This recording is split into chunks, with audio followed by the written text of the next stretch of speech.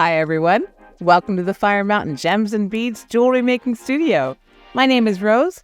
This stitch we want to learn is called the Pondo stitch. Now to me, this is like a right angle weave plus a little bit. So let me show you how this Pondo stitch is done. Very similar to right angle weave. Get our email newsletter for beading news, sale announcements, new product announcements, and more. Link is in the description below. Just like right angle weave, you will pick up, well, I'm going to put on a bead stopper to make sure that nothing goes sailing off the end of my thread. There we go. Pick up 4 of the bigger beads, and you can use any size beads you like. I like these 2 sizes, so that's what I did. But you can use any size. And go back through those 4 beads to make a square. Just like in right angle weave. Now the difference is, so there's our 4 beads in a square, or a circle if you prefer to think of it that way. The difference now is that I want to add another little bead between each one of these. So where I'm coming out here, I'm going to put on one more size. This is a size 8 bead, and back in through there. And these can be any size that you like. This is just what I chose. And we're going to put a little bead between each one of those 4 walls of right angle weave. Another little bead. Another little bead.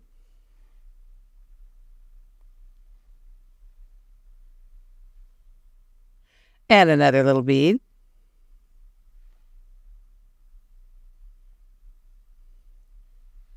So this is the unit, 1 unit of Pondo stitch.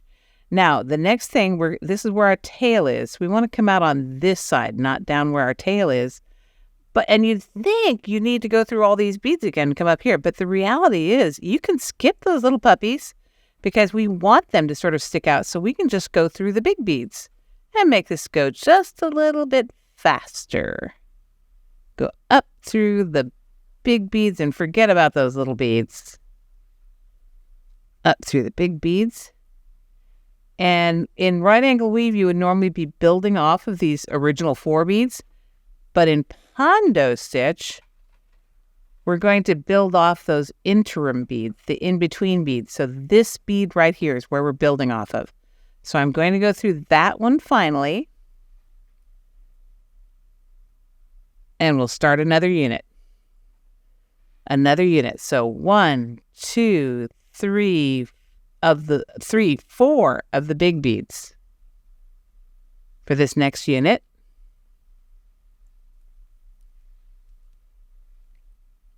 And we've already got our 1 small bead between these 2 already.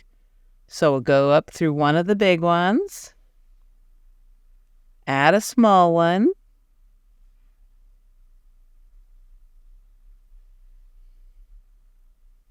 through another one of the small ones, through the big one.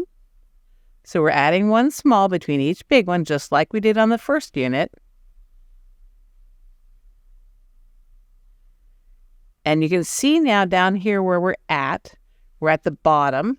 We've already got our small bead in place, so we don't need to add another one here. Just going to go through there. And there's our second unit. Now we want to be coming up out here, out the direction we're working in. So again, I'm going to skip the small bead. I'm just going to go through the big ones.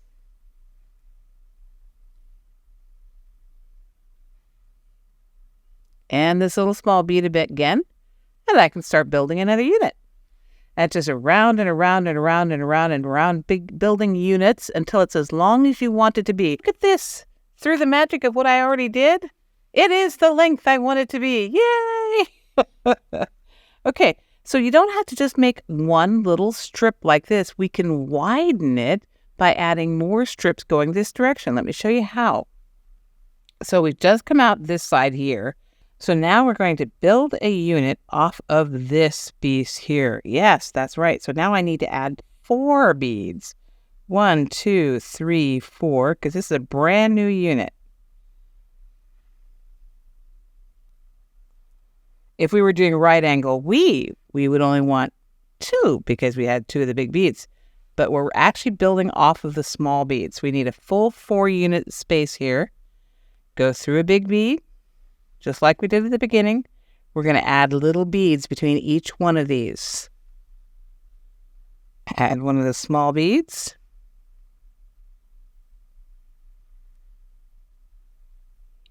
Try and keep your tension tight. Add another small bead.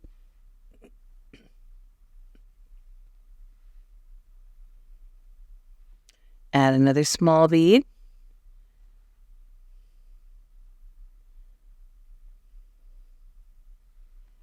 There. Now we have another unit building off the side. So now we want to build a unit here. But our thread is coming out right over here. So we're going to go around, going only through the big beads. Go through this bead here.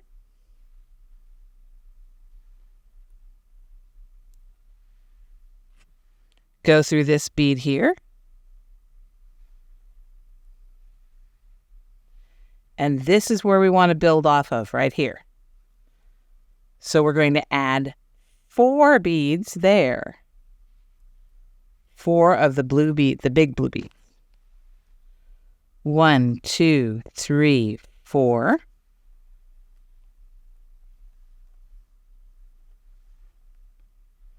And go back through that small bead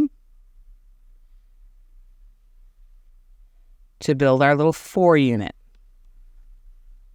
There's our 4 unit, but we've got to put the small beads between each one of these.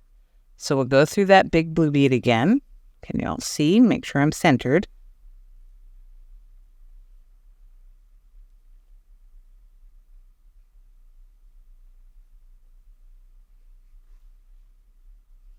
Get myself laying the right direction. Where am I?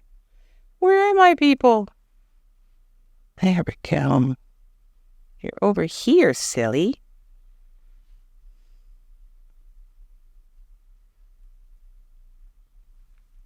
If I can just make it all, there we go.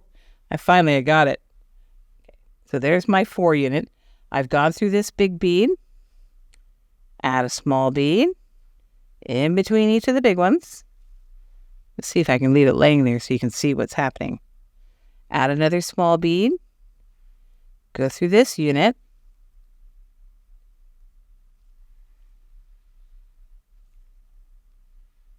And then you can see our small bead already exists down here.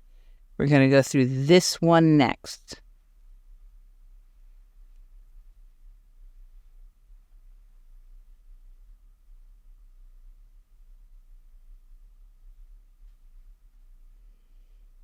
There we go. And that is our second unit on the width of our bracelet. And again, we're going to build another unit, and we're going to build it off of this bead.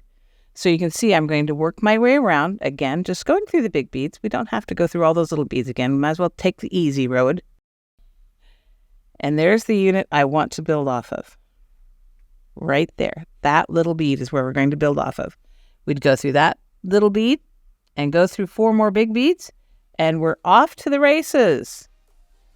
We continue building these units all the way down to build our bracelet wider.